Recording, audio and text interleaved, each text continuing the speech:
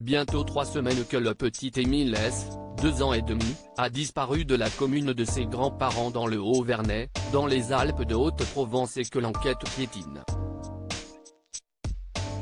Après un premier temps consacré à ratisser les environs de long en large et en travers, les enquêteurs se tournent désormais plutôt vers la recherche d'un corps et une potentielle piste criminelle. Ce mercredi 26 juillet, nos confrères de Var Matin sont allés à la rencontre de Jacques Dallet, ancien procureur à la retraite passionné par les homicides et les calls de case. Si, comme de nombreux autres observateurs, le magistrat reconnaît qu'il ne faut jamais écarter une piste définitivement, même les hypothèses les plus farfelues ou complètement improbables, l'ancien juge d'instruction explique également que l'affaire a tout pour devenir un call de case, les affaires de disparition sont généralement résolues rapidement. Sauf un certain nombre, lorsque les enfants ont entre 7 et 12 ans, on peut penser qu'il s'agit d'une disparition liée à quelque chose de sexuel.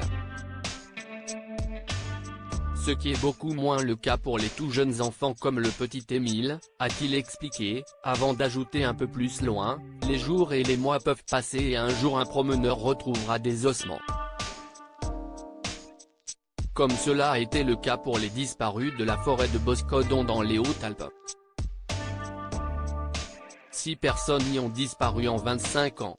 L'espoir de retrouver le corps du jeune Émile est donc faible mais pas inexistant. Les enquêteurs ont encore de nombreuses données de plusieurs formats traités, qui, une fois recoupées, permettront peut-être de s'appuyer sur une ou plusieurs pistes possibles.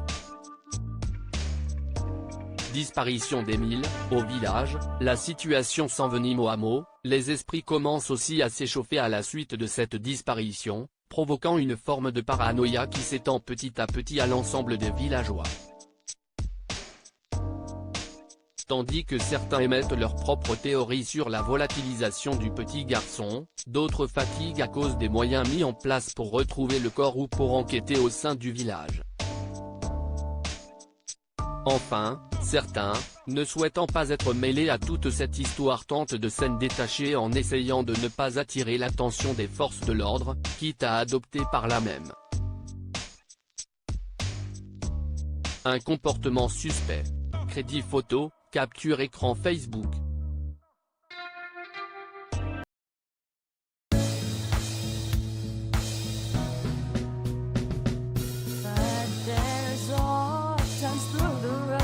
I think you can let me know. Sit down, sit back, let me help